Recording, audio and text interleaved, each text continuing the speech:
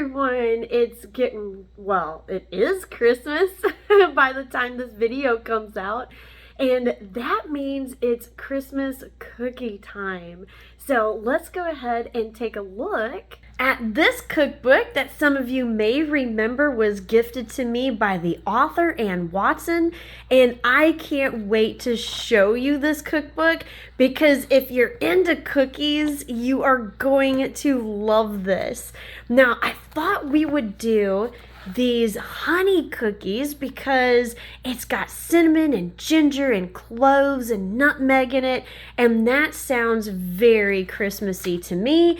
And I am going to attempt to use this thing that I got at Marshall's. The plan was me getting some molds off of Amazon, but then I saw this and I was very intrigued as to whether or not this will work. Now, lucky for me, Anne does have some tips in this cookbook about how to use one of these successfully, so I think we're going to be good. I've got everything out that we're gonna need. Now, here's where things could go a little bit wrong. Anne says do not substitute anything. Because it could change the nature and texture of your cookie, and therefore it could actually not mold correctly. So I am going to attempt to make these with the gluten-free flour. Now, we have the promise here that it's a 1-to-1 substitute and that we will not have to do anything or add anything to this flour to make it work. So we're going to go ahead and do that and see if I can't make a gluten-free pressed cookie. Now, that means that if this does not work, if the cookie doesn't turn out exactly like, how it shows in the book, that is not the book's fault in any way, shape, or form. That will be 100% my fault for substituting gluten-free flour where you may not be able to use it. So, if that's the case, then that's a fail on the cook's part and not the cookbook's part. Now, I think we're going to be ready for this experiment very soon. I've got the butter melting in a saucepan, so this is almost ready. And this is actually going to be a soup that I'm going to be making in between cookie batches for our lunch. It looks really good, but wouldn't you know, I forgot to thaw out the chicken.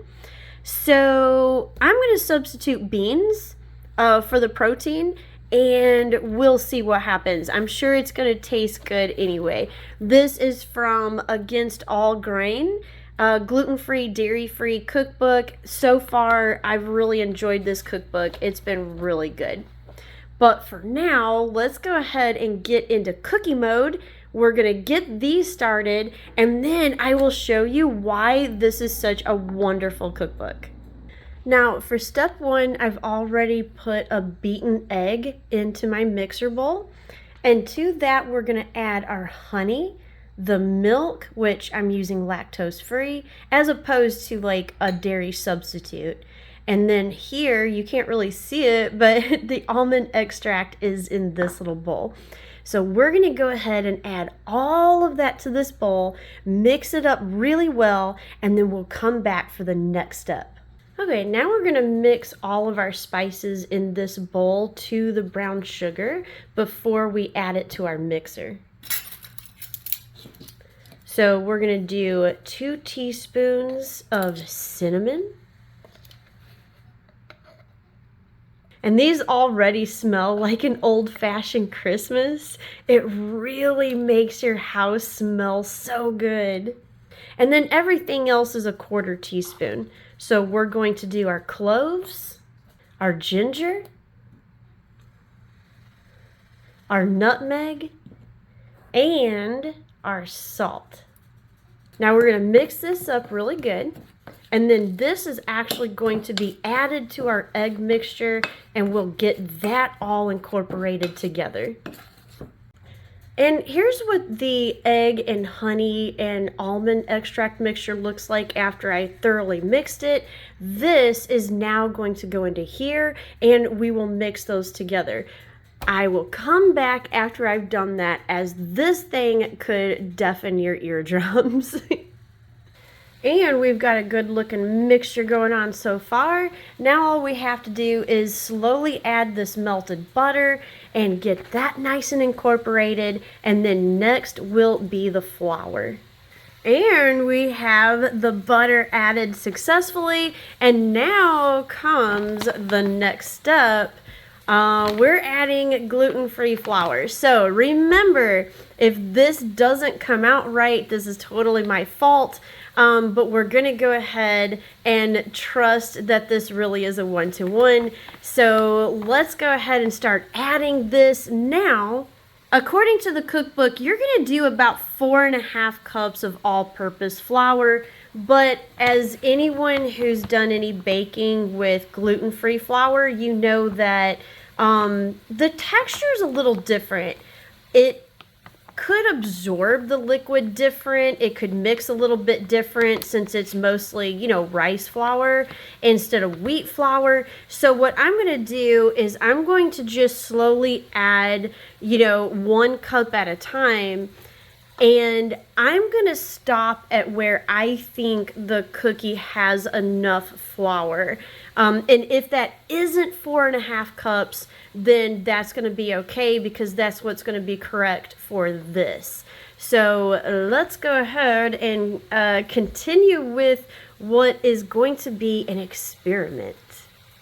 I think the experiment is over. So we got about 2 3/4 cup. You can see I've got probably about 1/4 cup left in this 3rd cup that I was trying to put in here. So 2 3/4 cup, but it's coming clean off the sides of the bowl. It's not sticky, and I think that is a good cookie dough. So I'm not going to try to force any more in there. Now, you may notice that that is a bit of a far cry from the 4.5 cups, but remember, this is wheat flour. And rice flour is going to react a little bit differently to liquid. So I'm going to trust my instincts and just leave it at this.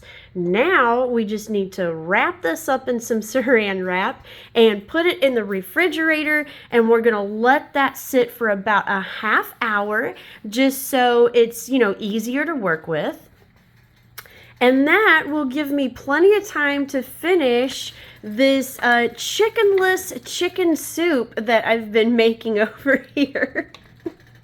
And we are ready to begin, but our next step needs to be to oil this rolling pin so that nothing sticks inside the little cutouts. Hopefully, we'll keep our fingers crossed. But according to Anne, you take some oil, and you not only make sure to get in all of the cutouts, but you also go ahead and get what isn't cut out of the rolling pin also. So I'm going to go ahead and get this oiled all the way around this rolling pin, all the way even to the edges. Then we'll blot it on a little bit of a paper towel, and we'll be ready to actually cut our cookies. So I've got all this oiled, and I'm just going to take this paper towel and gently blot along on each side all the way across. And hopefully I will not regret this purchase. I did not spend a lot of money on this. It was only a few dollars at Marshall's. So we will see if this was actually worth the price or not. Now, this dough has been sitting in the refrigerator for 30 minutes. It should be ready to go. I think I'm going to go ahead and just work with half of it right now. And we'll do the other half for our other cookie sheet. I'm going to go ahead and wrap the other half back up and put it back in the refrigerator until I'm ready to use it. Now we're going to dust a little bit of flour onto our tin foil. And by the way, this tin foil is so we can just lift it up and put it directly onto our cookie sheet without having to disturb them any more than what we have to. All right, I'm gonna go ahead and get this to the proper width.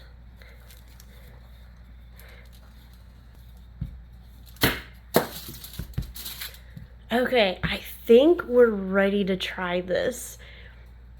I'm a little bit nervous, but let's go ahead. I'm gonna start down here, roll all the way up, and then we're gonna see what happens. And here we go.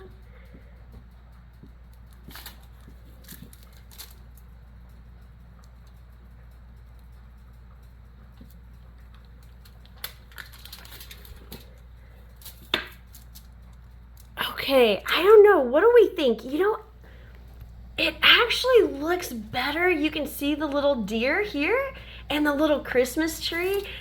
You can also see the little decorative edge right here. I think it did better than what I actually thought it was going to do.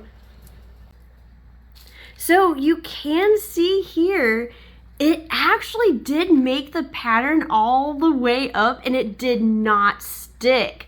So that's really cool. Now, I think part of the reason why this is kind of lighter and the edges are a little bit lighter is I was actually having a hard time pressing down as, you know, hard as you need to.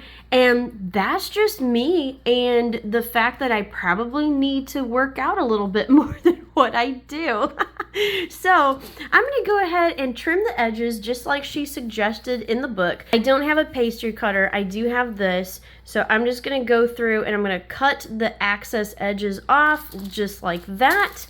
And then this will actually go in the refrigerator. I'm going to go ahead and roll out the other one, and I think we can get both on the same cookie sheet. So let me go ahead and do that. We will re-roll the other one, and then we will be ready to bake. And now we have both halves of our cookie dough pressed and put on our cookie sheet. I'm going to go ahead and heat the oven at 350 degrees.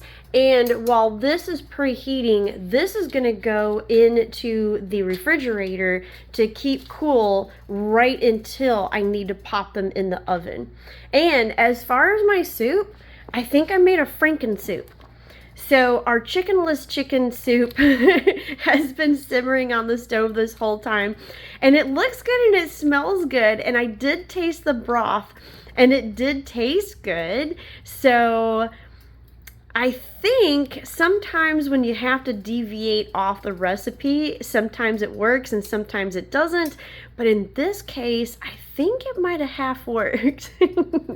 And while I've got these cookies in the oven, let me go ahead and show you why I think this cookbook is so wonderful.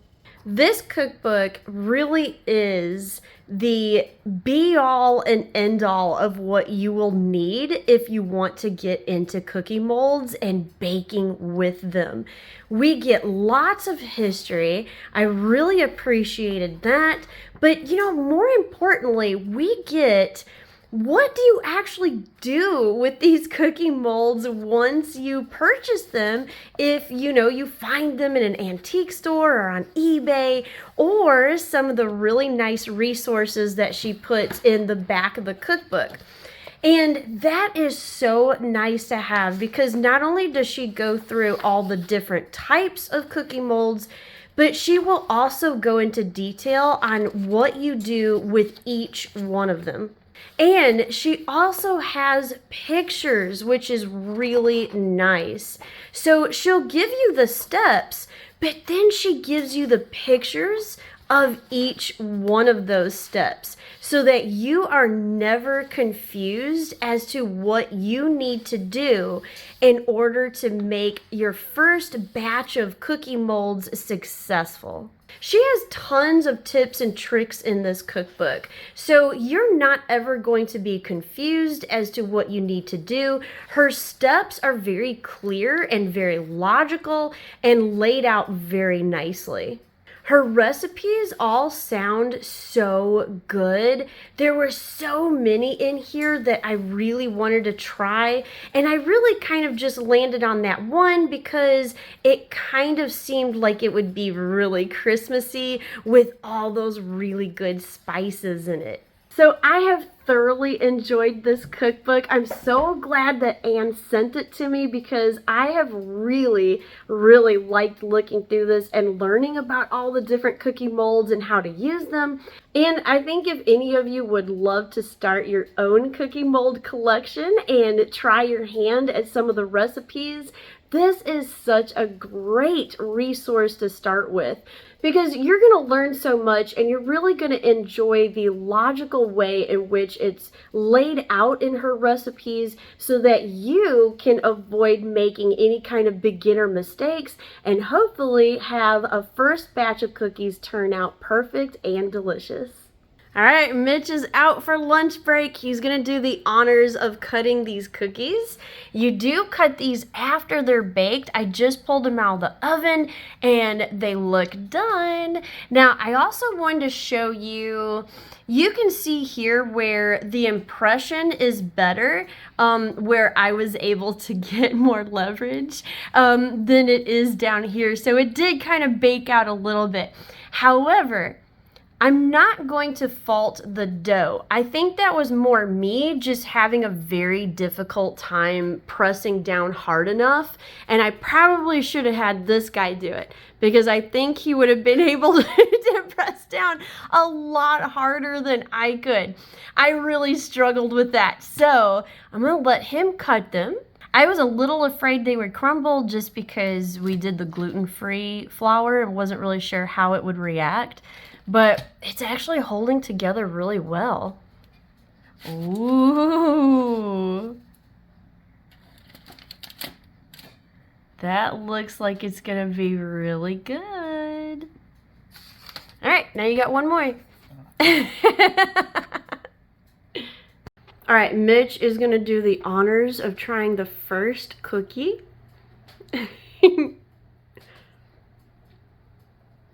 What do you think? I know it's a little bit hot right now. Well, it's kind of warm. We pulled them out of the oven not too long ago. So it might be a little hard to see what the taste flavor is going to be. That's real, like, surprisingly good. Is it? Like, I can taste, like, a little nuttiness that I wasn't expecting. Yeah, well, there's a lot of nutmeg and ginger and cinnamon and almond extract. Yeah, I can tell the cinnamon.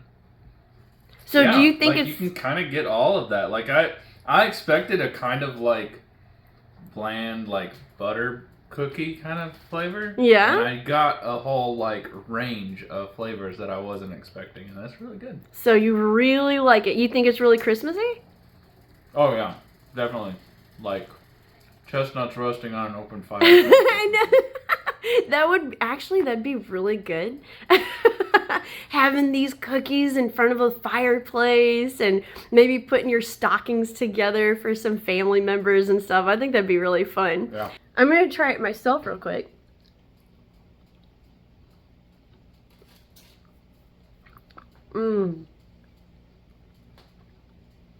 That is so good. Very good. Very Christmassy. You can really taste those spices coming through. The almond extract also comes in and kind of surprises you a little bit at the end. You're like, ooh, it's kind of like an extra bonus flavor that comes in.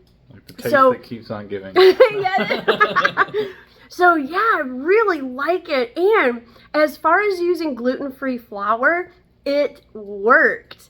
I mean, I had to add a little bit less, like I said in the recipe, but overall, I mean, that opens up a whole new avenue, really. You know, that 1-to-1 King Arthur flour, that means that if you are gluten-free, you don't have to suffer this Christmas while everyone else gets to eat cookies. You can make some of your own. So thank you so much for watching this episode. Hope you enjoyed it. Hope you get to make these with whatever flour that you choose to use. And we will see you starting in January. We're going to take a little bit of a Christmas break. But starting in January, we're going to tackle all those other viewer choice cookbooks that a lot of people chose from watching the bookshelf tour. And boy, did you guys pick some good ones. So can't wait to delve into that. Stay tuned for that one. And thanks for watching this one. We'll see you later. Bye. And if you like historical cooking and unusual cookbooks, Here's 2 more videos you might enjoy. And make sure to like and subscribe for more foodie adventures.